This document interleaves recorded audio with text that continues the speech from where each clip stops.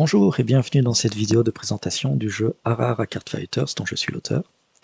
Alors, Arara Card Fighters, c'est un jeu de cartes à base de duel de créatures.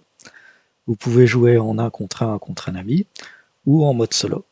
Le mode solo sera plus détaillé dans une autre vidéo. L'histoire du jeu, c'est vous qui devenez soudainement et sans aucune raison apparente populaire auprès des filles, comme dans la réalité. Et comme dans la réalité, toutes ces filles cherchent maintenant à vous séduire. Votre objectif sera donc de vous défendre contre elles, de protéger votre innocence et d'éviter le sort funeste d'un maître de harem. Pour ce faire, donc, vous allez utiliser toutes les cartes du jeu, des créatures, des équipements et des sorts pour vous défendre et attaquer votre adversaire. Le premier joueur dont les points de vie descendent à 0 perd la partie et deviendra un maître de harem. Je reviendrai sur cette histoire de maître de harem tout à la fin, quand je parlerai des combats. Alors, pour l'instant, vous pourriez voir des similitudes avec des jeux de cartes tels que Magic, Pokémon ou Yu-Gi-Oh, qui sont aussi des jeux de duel de cartes. Mais il y a une grosse différence entre tous ces jeux, c'est que Arara Card Fighter, c'est un LCG, donc un Living Card Games, par opposition aux TCG ou Trading Card Games que sont Magic, Pokémon et Yu-Gi-Oh. Alors, qu'est-ce qui diffère entre ces deux types de jeux? Donc pour les TCG comme Magic, vous devez acheter des boosters, des starters et acheter des cartes à l'unité pour essayer de composer votre propre deck. Alors, dans Arara Card Fighters, c'est pas du tout ça. Vous achetez une seule fois le jeu et vous obtenez directement l'intégralité des cartes. Autre différence, c'est que au lieu de composer au lieu que chaque joueur compose son propre deck, il n'y a qu'un seul deck commun qui contient toutes les cartes et dans lesquelles les deux joueurs piochent. Donc, je vais maintenant passer à la présentation des règles et des cartes du jeu. Commençons par faire un petit zoom. Je vous montre ici quelques exemples. Je vais zoomer un peu mieux. Quelques exemples de cartes, donc des créatures, des équipements et des sorts. Donc, première chose que vous pouvez noter, c'est qu'il y a 4 couleurs. Donc, il y a des jaunes, des roses, des bleus et des mauves. Et si je zoome sur une carte, tout en haut à droite, vous allez voir l'icône du clan. Donc il y a 4 couleurs parce qu'il y a 4 clans. Là, il y a le clan des psychos avec une icône de couteau. On a une icône d'alter pour le clan des sportives. Une icône de rouge à lèvres pour les sexy. Et une icône de lettres d'amour pour les cœurs purs. Donc voilà, 4 clans dans la version de base du jeu. Si vous regardez maintenant tout en haut à gauche, il y a le coût de la carte, donc le coût qu'il faut payer pour pouvoir mettre en jeu la carte ou utiliser certaines compétences. Donc là, on a un coût de 1 ARA, on a une carte avec un coût de 2 ARA, et ici, une carte avec un coût de 3. Donc ça ne peut aller que de 1 à 3. Voilà. Donc je vais maintenant détailler les 3 types de cartes, en commençant par les créatures. Si je reviens, je vais prendre celle-ci par exemple. Voilà. Vous voyez dans la partie inférieure de la carte qu'il y a level 1, level 2 et level 3. Donc, ça veut dire que les cartes de créatures peuvent évoluer au cours de la partie. Elles arrivent toutes en jeu au niveau 1, mais elles peuvent monter au niveau 2 et niveau 3. Je vais vous expliquer comment changer de niveau un peu plus tard. Sous les niveaux, vous voyez une valeur contenue dans un cœur. Cette valeur, c'est la force de séduction. Et cette force de séduction, c'est l'attribut qui va déterminer qui gagne ou perd durant les combats. Certaines cartes ont aussi des capacités qu'elles peuvent débloquer à certains niveaux. Par exemple, la chanteuse, elle débloque une capacité dès qu'elle arrive au niveau 2. Cette carte-ci, la Yandere, elle peut en débloquer une quand elle arrive au niveau 3. Alors, pour comprendre les capacités, que ce soit celles des créatures ou pour les cartes d'équipement ou de sort, vous verrez que tout est illustré au moyen d'icônes. Et quand une capacité commence par une case blanche, l'icône qu'elle contient marque la condition à remplir pour pouvoir utiliser la capacité. Je vais vous montrer ici un lexique. Voilà. Il y a un lexique de 2 pages qui vous montre quelle icône correspond à quoi. Donc retenez par exemple déjà celle-ci. Ça, c'est l'icône pour dire attaque. Donc si je reviens sur ma chanteuse, une fois qu'elle est au niveau 2, elle a une capacité qui dit si la créature est en attaque, elle gagne un bonus de plus 1 en pouvoir de séduction.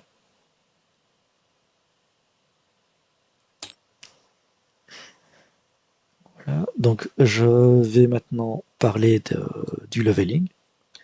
Donc comment faire pour faire monter en niveau une créature? Pour ça, il y a 3 manières. Alors, la première, c'est par exemple d'utiliser un sort ou une capacité qui influe sur le niveau de la créature. Et on a un sort qui dit que la créature ciblée gagne plus 1 niveau. Une autre manière, c'est de se défausser de cartes. Si vous voulez passer du niveau 1 au niveau 2, vous devez vous défausser de 2 cartes. Et alors par défaut, ça peut être des cartes de votre main, mais aussi des cartes qui sont en jeu. Si vous voulez passer du niveau 2 au niveau 3, là il faudra vous défausser de 3 cartes. Et donc pour passer directement du niveau 1 au niveau 3, il faudrait se défausser de 5 cartes. Quand une créature monte de niveau, vous pouvez mettre une carte de marqueur de niveau en dessous pour vous aider à retenir son niveau. Donc là, pour c'est un niveau 2, ou ici comme ça pour dire que la carte est au niveau 3. Et enfin, dernière particularité pour les créatures, c'est que vous ne pouvez en avoir que 3 en jeu. C'est pour ça qu'il y a 3 rangées verticales, une pour chaque créature. J'expliquerai plus tard pourquoi est-ce qu'il y a moyen de la mettre en position haute ou basse.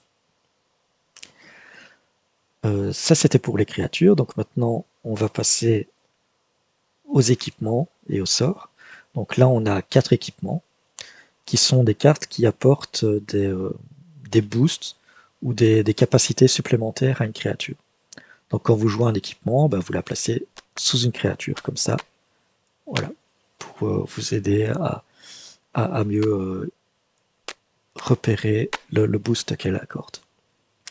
Donc par exemple celle-ci, elle va donner, cet équipement-là va donner un boost de séduction de plus 1.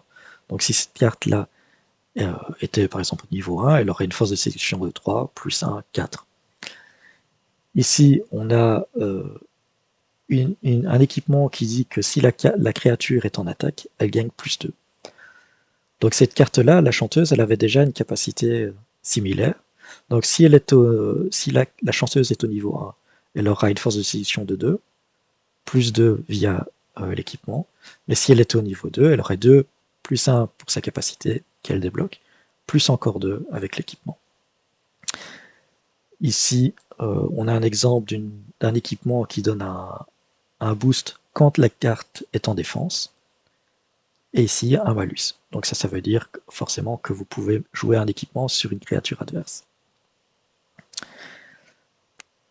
Autre particularité des équipements, c'est que vous ne pouvez en avoir qu'un seul par créature. Donc si vous arrivez à placer ce malus sur une créature, le joueur adverse ne pourra pas mettre d'autres équipements par-dessus. Troisième type de carte, ce sont les sorts. Donc ça, ce sont plus des cartes en gros de capacité qu'il faut jouer directement en même temps que vous jouez le sort. Et une fois que vous l'avez joué, vous la placez après ici dans la zone de défausse. Donc qu'est-ce qu'on a comme sort? On a par exemple ici un qui dit que vous pouvez piocher une carte. Celle-ci, elle dit que la créature ciblée gagne un plus 1 en pouvoir de séduction pendant un tour. Celle-ci, elle permet de faire gagner un niveau à une créature. Et celle-ci, elle permet d'engager une créature ciblée. Alors, les créatures, elles sont facilement identifiables, hein, parce qu'il y a les 3 niveaux et les forces de séduction qui vont avec. Mais comment différencier un équipement d'un sort? Alors tout d'abord, regardez, derrière la capacité, vous voyez un peu transparent, il y a une fille qui tient un flacon. Ça, c'est l'icône des sorts. Pour les équipements, c'est une fille qui tient une épée et un bouclier. Une autre manière d'identifier les équipements, c'est la bulle qui est dans l'illustration. Donc là, au milieu, il y a l'illustration de la carte, du costume, et il y a une bulle avec un costume dedans. Pour les bas, on voit sur la droite, il y a une bulle avec rien que les bas. Ici, les oreilles de chat en bas à gauche. Et là, en haut à droite, on a un couteau. Donc avec ça, vous pouvez distinguer facilement les équipements des sorts. Voilà. Tout ça, ce sont toutes les cartes qui sont en jeu. Maintenant, je vais passer aux cartes de héros. Je vais dézoomer. Alors, au début du jeu, chaque joueur prend une carte de héros de niveau 1. La carte de héros, c'est celle qui vous représente durant le jeu. Et en haut à gauche, donc on voit le niveau 1. En haut à droite, on voit HP de 10 à 7. Donc au début du jeu, vous commencez avec 10 points de vie. Et au fur et à mesure que vos points de vie diminuent, à force de prendre des coups par votre adversaire, vous allez évoluer et pouvoir passer un héros de niveau 2, au niveau 3 et niveau 4. Donc, niveau 1 de 10 à 7 points de vie. Si vous passez à 6, vous pouvez évoluer vers un geek ou vers un otaku. Et vous voyez que dès que vous arrivez au niveau 2, vous avez des capacités de héros. Ces capacités ne peuvent être utilisées qu'une seule fois par partie. Par exemple, pour l'otaku, c'est marqué que la condition, c'est de payer 2, et ensuite vous pouvez piocher une carte de sort ciblée. Pour le geek, vous pouvez piocher une carte d'équipement ciblé, aussi en payant 2. Donc, niveau 2, PV de 6 à 4. Si vous arrivez à des PV entre 3 et 1, vous pouvez monter au niveau 3. Et il y a 4 cartes de niveau 3, mais vous ne pouvez pas toutes les choisir. Si vous avez évolué vers un geek niveau 2, vous avez le droit d'évoluer en ingénieur ou en gamer. Pour pouvoir évoluer vers une de ces deux cartes-là, donc le dessinateur de manga ou le sorcier, vous devez être passé par un otaku au niveau 2. Si vous regardez en haut à gauche de cette carte niveau 3, donc c'est marqué level 3, et puis il y a un cercle avec une icône à l'intérieur. Et cette icône, en fait, c'est l'illustration de la carte de niveau 2 qui doit précéder celle de niveau 3. Si vous arrivez au niveau 4, c'est quand vous avez plus aucun point de vie et vous avez perdu la partie, vous devenez un maître de harem.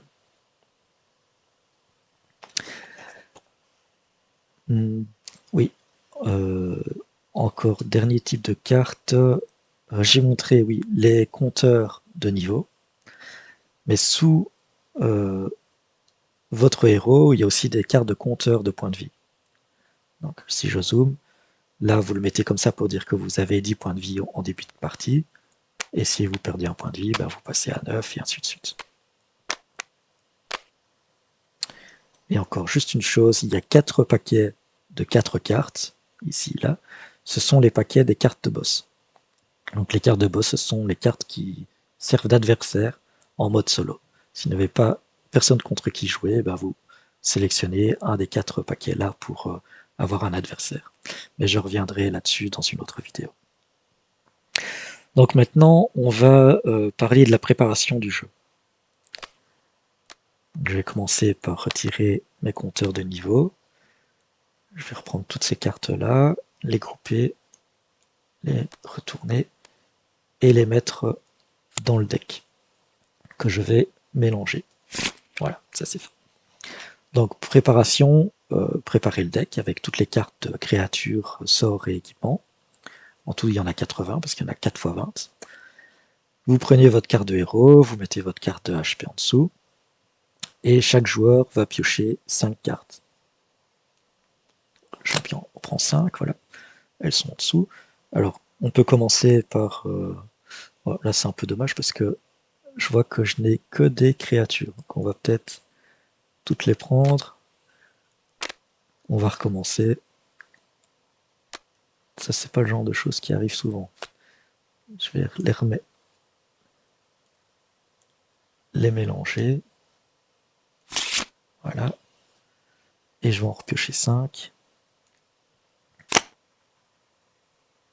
Voilà, c'est mieux. Donc, qu'est-ce que j'ai? J'ai créature, une créature qui coûte 1, une créature qui coûte 2, une autre créature qui coûte 2. Là, j'ai 2 sorts. Donc, et là, il faut imaginer donc, que l'adversaire ait aussi pris ses 5 cartes. Et ensuite, tout ce qui reste à faire maintenant, donc, c'est déterminer qui commence. Donc, je vais simuler un début de partie comme si c'était moi qui commençais. Alors, chaque tour est divisée en 3 étapes. La première, c'est l'initiation. Pendant l'initiation, vous désengagez toutes vos cartes, là j'en ai pas. Vous piochez des cartes. Alors, c'est 2 cartes à piocher, sauf pour le premier joueur qui joue son premier tour, il n'en pioche qu'une seule. Donc au début, donc, je vais ne piocher qu'une seule carte. Mais au prochain tour, j'en piocherai 2. Donc de nouveau une créature. Et la troisième chose à faire pendant cette phase, c'est de mettre une carte dans la zone de hara. Alors, je vais prendre celle-ci, je vais la retourner et la mettre là. Ici, c'est votre zone de hara. C'est la zone où vous mettez les cartes qui vous serviront à payer le coût de toutes vos cartes. Et vous pouvez en mettre jusqu'à une par tour dans cette zone. Vous pouvez décider de ne pas en mettre pendant certains tours. C'est un choix à faire.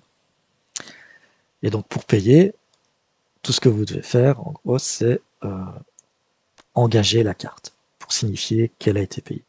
Et comme j'ai dit, au début du tour, vous commencez par désengager toutes vos cartes, donc vous pourrez désengager vos cartes de hara au début du tour suivant. Ça, c'est la phase d'initiation. Pendant la phase d'initiation, le joueur adverse il ne peut rien faire. Ensuite vient la deuxième phase, la phase, on va dire, de préparation du combat. C'est dans cette phase que vous allez pouvoir jouer toutes vos cartes, des créatures, des équipements, mais aussi vos sorts, vos capacités ou faire du level up. Donc je vais reprendre ici.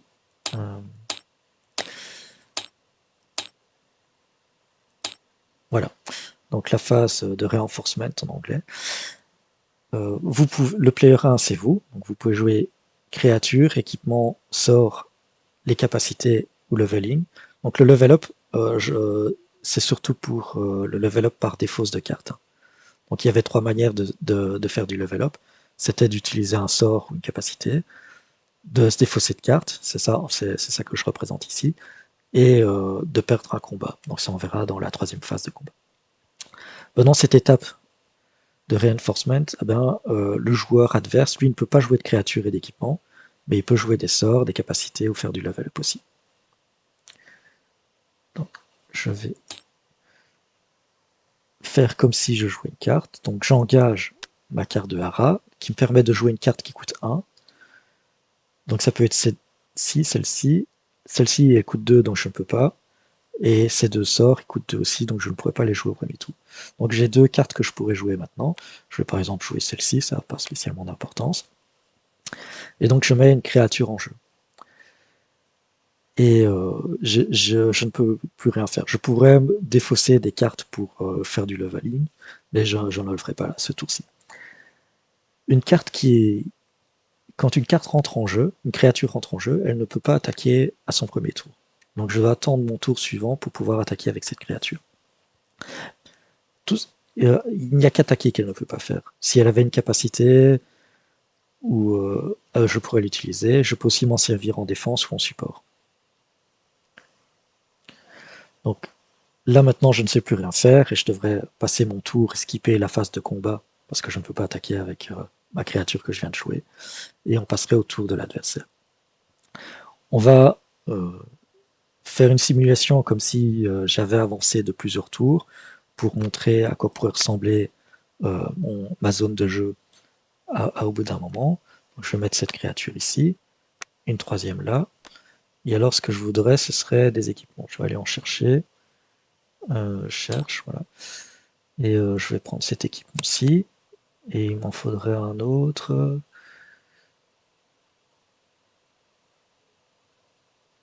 J'en voudrais un en particulier dans les bleus. Voilà, celui-là. Je vais les retourner, fermer ceci. Et placer cet équipement en dessous de cette créature. Et celui-ci en dessous de celle-là.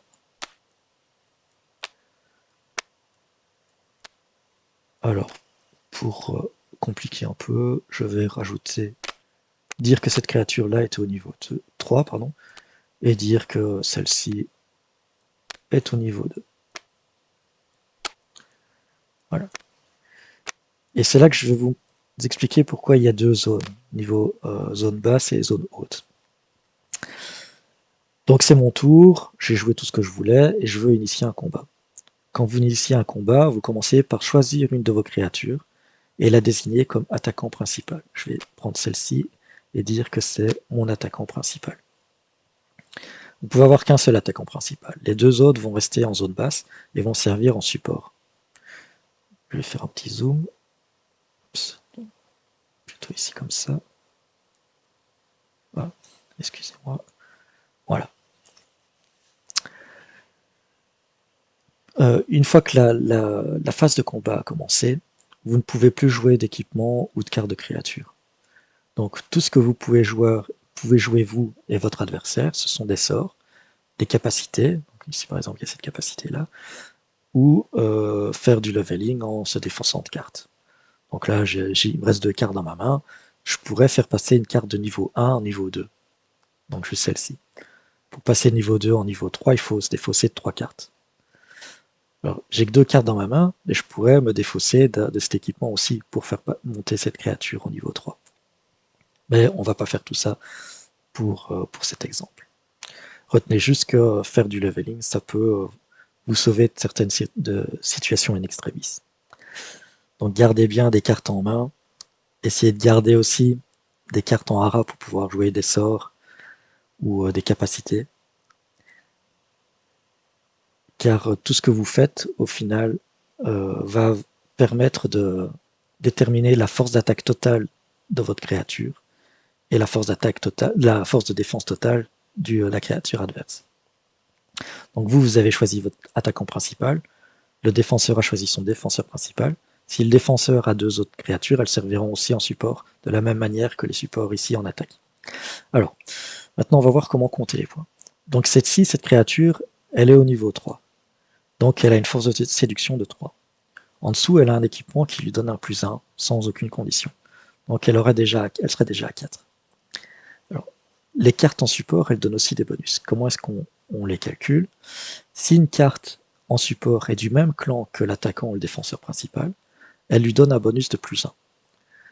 Donc peu importe son niveau, peu importe sa force de séduction, cette carte-ci, elle est du clan des cœurs purs comme l'attaquant principal, elle va lui donner un bonus de +1. Donc cette carte déjà à 3, +1 4, +1 5. Les cartes de support qui sont d'un autre clan donnent un bonus de support de +0. Alors pourquoi est-ce que je dis +0 et pas juste elles ne donnent pas de bonus? C'est parce qu'il y a des cartes qui modifient le support de bonus, comme cet équipement-ci. Elle dit que si la créature est en support, elle donne un +1 en support de bonus, pardon. En bonus de support, excusez-moi.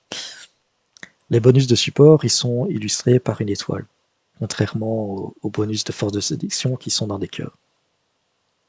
Donc si cette carte-ci, elle n'est pas du même clan, mais cet équipement va lui permettre de lui donner quand même un +1 en support.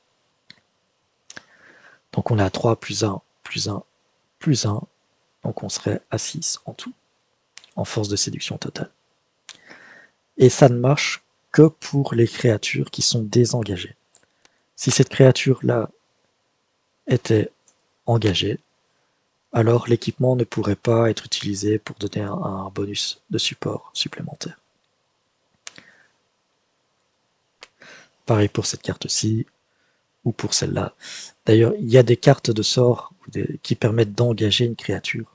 Si maintenant votre adversaire, voilà, vous avez choisi votre attaquant principal et votre adversaire joue un sort qui dit d'engager cette créature, vous ne pouvez plus l'utiliser comme attaquant principal. Mais dans ce genre de situation, alors vous devez choisir une carte en remplacement.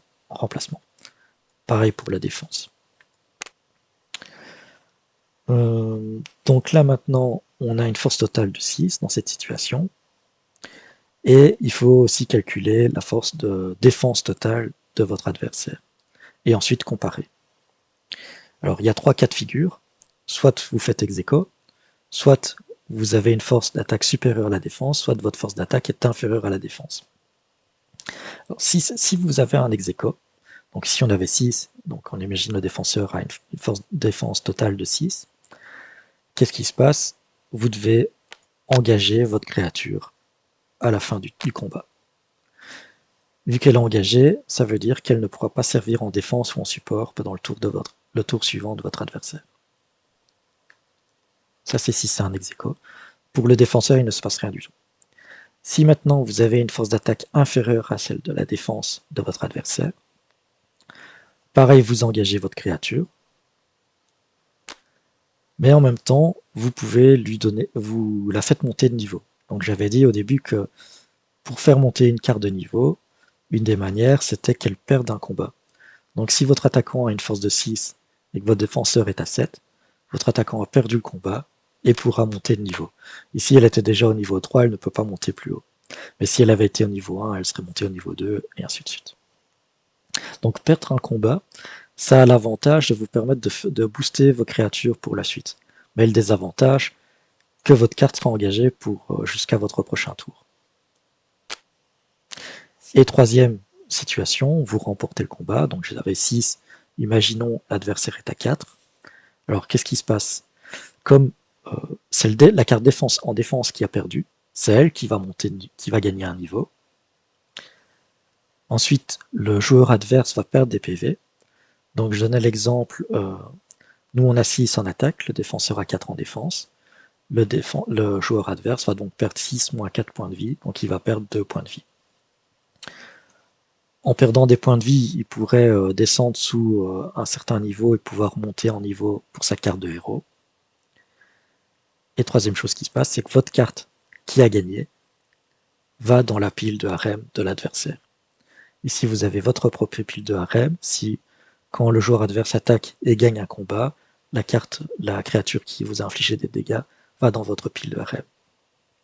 Alors cette pile de harem est importante, parce que si maintenant, voilà, vous avez réduit les points de vie de votre adversaire à 0, il devient un maître de harem, et un maître de harem doit avoir son harem, qui est composé de toutes les créatures qui seront dans la pile du harem du joueur qui a perdu.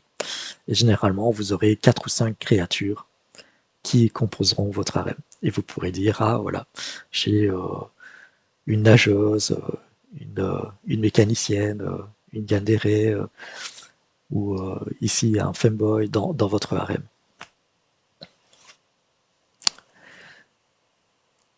Donc vous avez perdu, mais en même temps, vous avez gagné un harem. De cette manière, tout le monde est content. Voilà, je pense que j'ai tout expliqué. Oui, petit détail encore, voilà. Euh, cette créature-là est partie dans le harem, donc la carte de niveau, elle retourne ici sur la gauche, et tout équipement qui était en dessous va dans la défausse. Ouais. J'ai montré, il y avait des cartes de sort, par exemple ici, celle-ci, elle donnait un boost de +1 à la créature ciblée pendant un tour. Une fois que vous l'avez jouée, elle va direct aussi dans la pile de défausse. Si jamais vous épuisez complètement vos cartes dans le deck de pioche, vous prenez la pile de défausse, vous la mélangez et vous reconstituez une pile de pioche. Je pense que j'ai tout dit. Donc je vais terminer maintenant en vous montrant ici des liens vers les réseaux sociaux et aussi un lien vers un salon Discord où vous pouvez venir poser des questions ou émettre des suggestions. Le jeu est encore en version bêta quasi définitive. Là, je prépare en fait, ce que je fais là maintenant, ce sont des vidéos de présentation du jeu. Donc j'en ai fait une pour les règles, je vais en faire une aussi, enfin quelques-unes pour montrer des parties, et encore une pour expliquer le mode solo. Et tout ça servira à chercher un éditeur ou alors de support pour une campagne de financement. Voilà, j'espère que vous avez apprécié cette vidéo. Donc n'hésitez pas à venir poser des questions si vous en avez. Et j'espère que la version physique du jeu sortira prochainement. Là, je vous ai montré la version sur Tabletop Simulator, où le jeu est gratuit. Tabletop Simulator, lui, est payant par contre, à 20 €, mais là, il en a 10 quand il est en solde. Et ce logiciel sur Steam donc, vous permet de jouer à énormément de jeux de société ou de cartes. Donc c'est un très bon investissement. Et j'espère que le jeu vous plaira suffisamment que pour acheter la version physique quand elle sortira. Donc pour ça, suivez-moi. Voilà, c'était tout. Merci beaucoup et à la prochaine.